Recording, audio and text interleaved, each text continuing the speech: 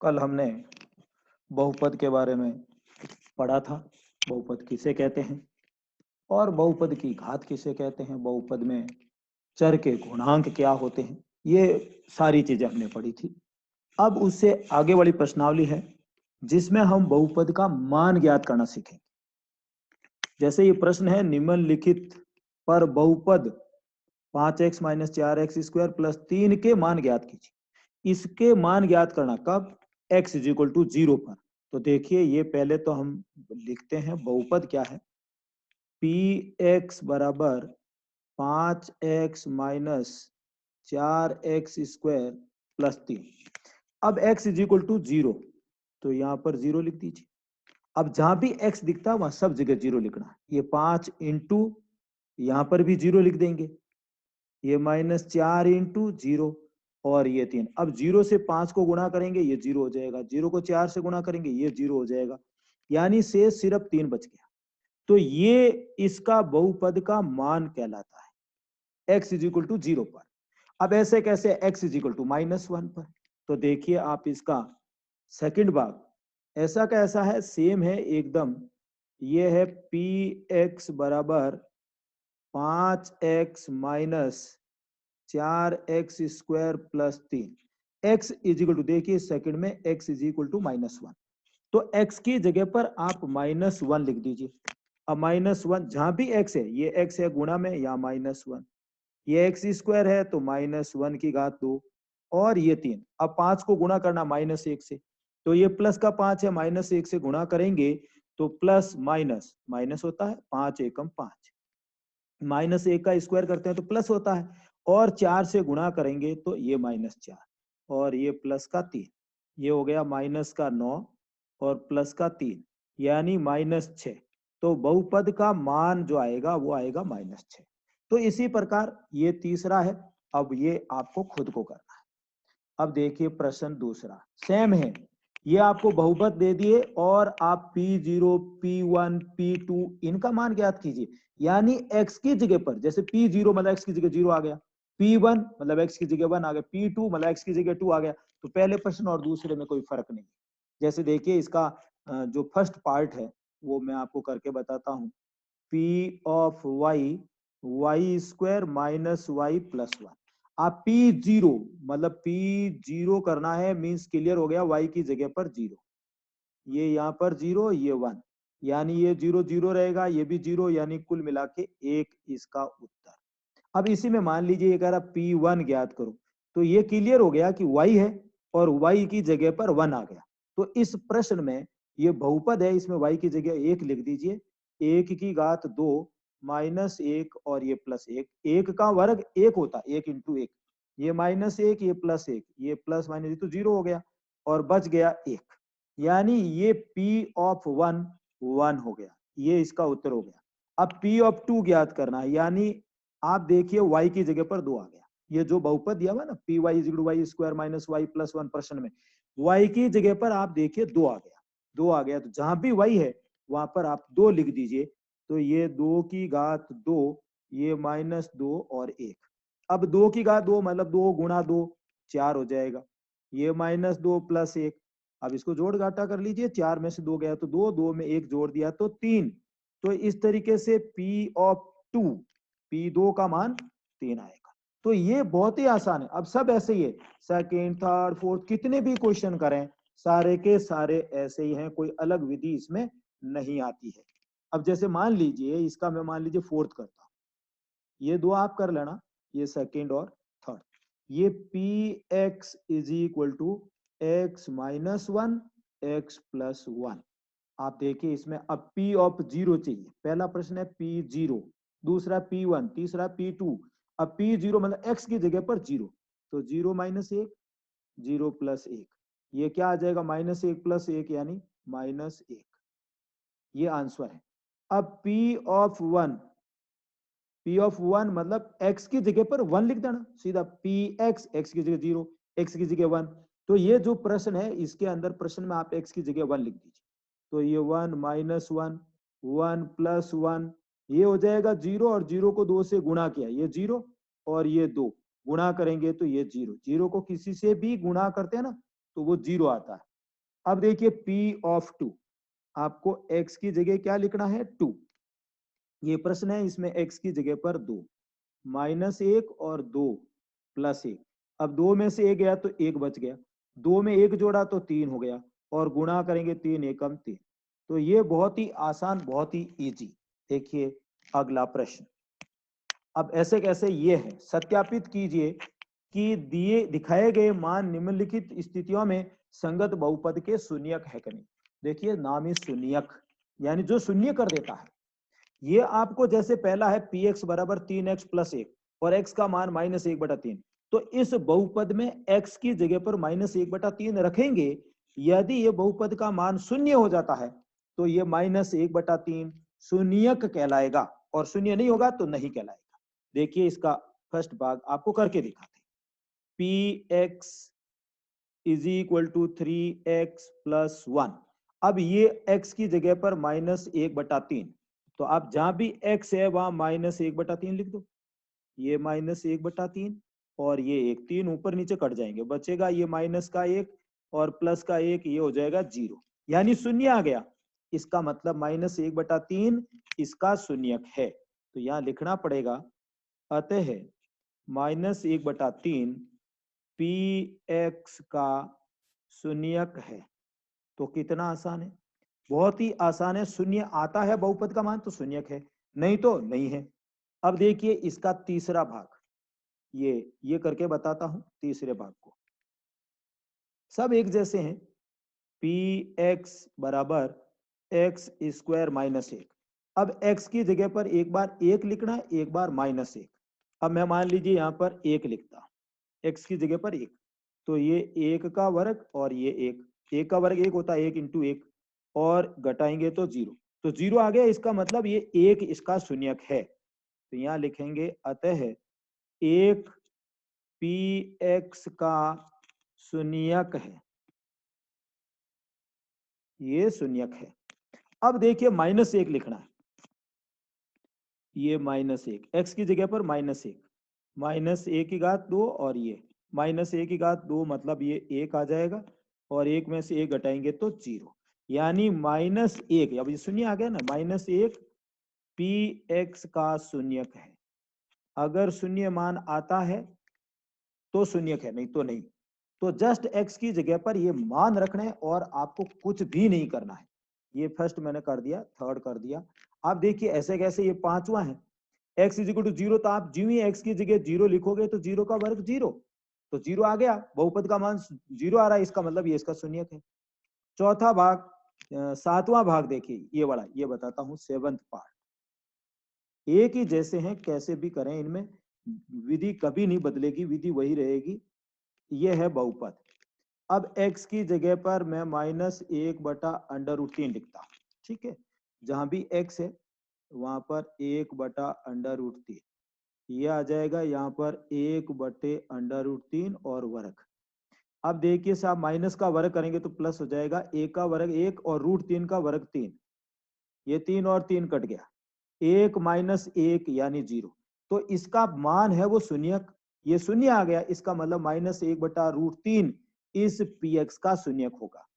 तो यहाँ पर लिखेंगे, अतः -1/√3 px का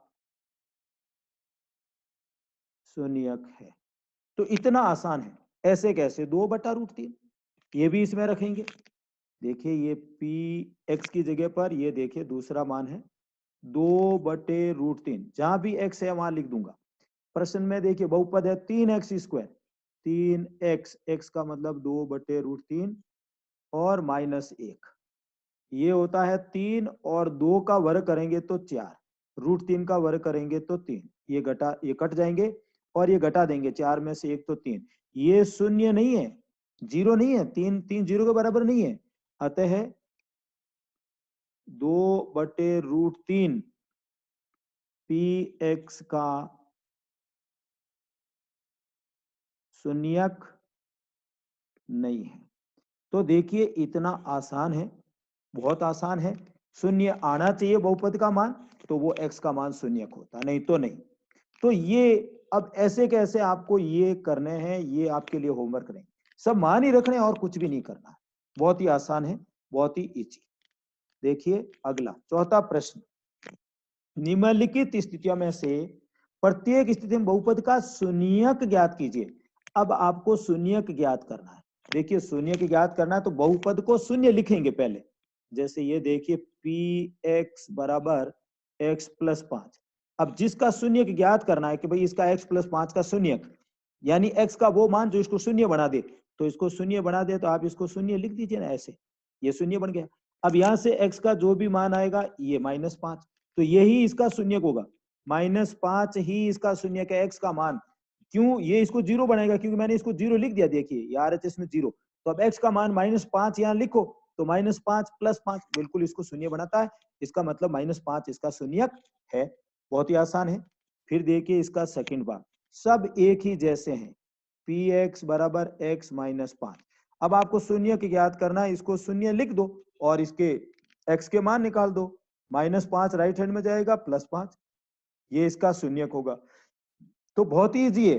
आप इसका देखिए थर्ड पार्ट, ऐसे कैसे थर्ड पार्ट होगा, बहुत ही आसान है, बहुत ही इजी है। थर्ड पार्ट देखिएगा, ये थर्ड पार्ट,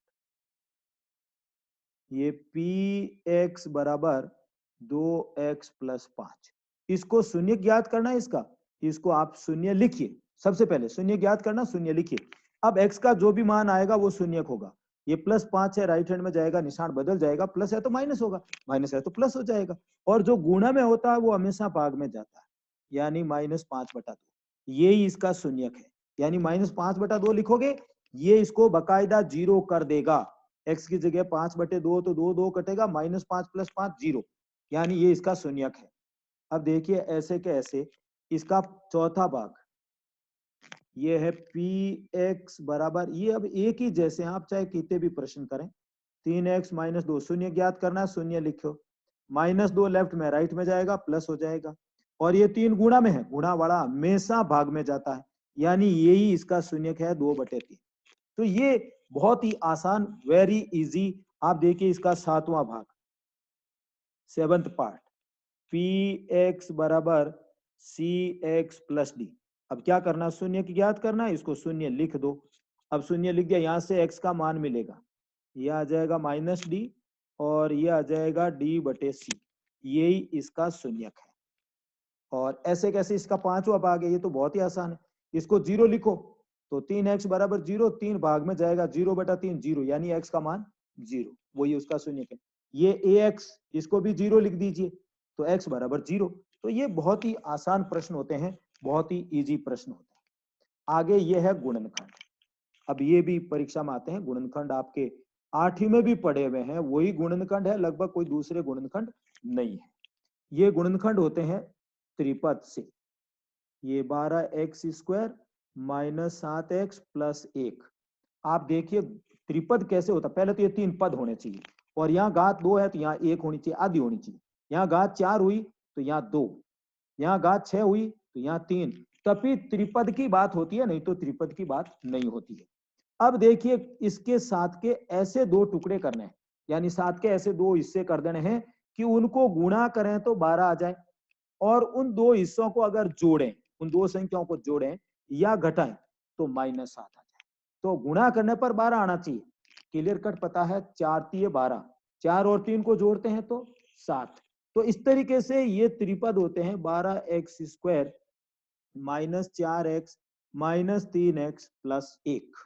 आप इनको जोड़िए, -4 - 3 को जोड़ेंगे -7, गुणा करेंगे माइनस माइनस प्लस, और 4 × 12। तो इस तरीके से ये आप कर सकते हैं। अब देखिए इसमें 4x कॉमन आ रहा है, तो यह आ जाएगा 4 × 12 और ये x, 4x कॉमन, यहां से 1 कॉमन आएगा तो 3x - 1। अब इस पूरे में से ये देखिए, आप जो कोष्टक के अंदर जो आता है 3x - 1, ये भी 3x - 1, ये एक जैसे होने चाहिए। तो ये 3x - 1 ये कॉमन ले लिया, पीछे क्या बचेगा, यहाँ से 4x, यहाँ से क्या बचेगा -1। तो ये इसके गुणनखंड, गुणा के रूप में खंड, ये गुणनखंड ऐसे होते हैं। तो ये त्रिपद का तरीका होता है। तो ये ध्यान रखना, जोड़ने पर ये बीच की संख्या वापस 7x होना चाहिए, गुणा करने पर 12 होना चाहिए, निशान सहित, जैसे माइनस माइनस प्लस तो +12 होना चाहिए। अब देखिए इसका सेकंड भाग, ये भी आपको करके बताते हैं। सेकंड भाग में देखिए, ये है 2x² प्लस 7x प्लस 3। अब गुणा करने पर कितना आना चाहिए, इनको गुणा करो, गुणा करने पर 6 आना चाहिए, और जोड़ने घटाने पर ये बीच की संख्या 7 आनी चाहिए। तो 6 एकम 6, 6 और 1 को जोड़ते हैं तो 7। तो ये इस तरीके से ये इसके गुणनखंड होंगे बीच की पद के, ये ऐसे। ये देखिए आप इनको जोड़िए, 6 और 1 7, गुणा करेंगे 6 एकम 6, प्लस प्लस गुणा करेंगे प्लस, मतलब निशान भी साथ में आने चाहिए जोड़ने में और घटाने में। अब इसमें आप देखिए दो दो के जोड़े, यहाँ से 2x कॉमन आ जाएगा, तो यह आ जाएगा x प्लस 3। अब यहाँ से कुछ भी कॉमन नहीं है, मतलब एक कॉमन है, x के साथ भी एक है, 3 के साथ भी एक है गुणा में, तो यहाँ बचेगा x, यहाँ बचेगा 3। ये कोष्टक एक जैसे होने चाहिए, x प्लस 3 x प्लस एक जैसे नहीं है तो मतलब आपका गुणनखंड गलत है। तो यहाँ से ये x प्लस 3 कॉमन, यहाँ से 2x बचेगा, देखिए x प्लस 3 बाहर लिया तो 2x, और यहाँ से x प्लस 3 लिया तो 1 बचेगा। तो ये इस तरीके से इसके गुणनखंड होते हैं। बहुत ही आसान है, ये आपके पहले की 8वीं की क्लास है उसमें भी ये त्रिपद किए हुए होते हैं। इसी तरीके से आप देखिए इसका तीसरा भाग, 6x² प्लस 5x और माइनस 6, इसके गुणा करने पर आना चाहिए 36, और जोड़ने घटाने पर 5, 9 चौक 36। तो ये ऐसे आपके आराम से यूं 36, 18 दूने 36, बहुत सारे होते हैं, 36 एकम 36, पर उनसे आपका 5 नहीं आएगा, 9 चौक 36, ये आ जाएगा प्लस का 9 और माइनस का 4, और ये माइनस का 6। देखिए इनको जोड़िए, बिल्कुल प्लस का 5 बन रहा है, और इनको गुणा करते हैं प्लस माइनस माइनस, तो ये रहा माइनस, और 9 चौक 36। अब देखिए यहाँ से 2 का जोड़ा क्या कॉमन आएगा, 3x, 3 दूनी 6, 3 तिये 9, यहाँ से कॉमन लेते हैं तो ये 2 आएगा, 2x और माइनस कॉमन लेंगे तो आगे का निशान बदल जाएगा, माइनस है तो प्लस हो जाएगा, यानी 2x प्लस 3। ये अब इस पूरे कोष्टक में से कॉमन ले लें, 2x प्लस 3, और यहाँ से ये 3x माइनस 2। ये इस तरीके से आप इसके गुणनखंड कर सकते हैं। अब एक ये जो चौथा है वो आप खुद करना, गुणा करने पर कितना आना चाहिए, 3 चौक 12, तो बिल्कुल यही गुणनखंड हो गए, 4 तिये 12, माइनस 4 और प्लस 3 बीच की संख्या हो जाएगी, और आप इसके गुणनखंड कर सकते हैं। तो इस तरीके से ये बहुत ही आसान प्रश्नावली, आप इसको करें, ऐसे नहीं हो कि आप नहीं करें, आपको कहीं भी समझ में नहीं आता है, आप बिल्कुल पूछ सकते हैं, कोई मना नहीं है। Thank you.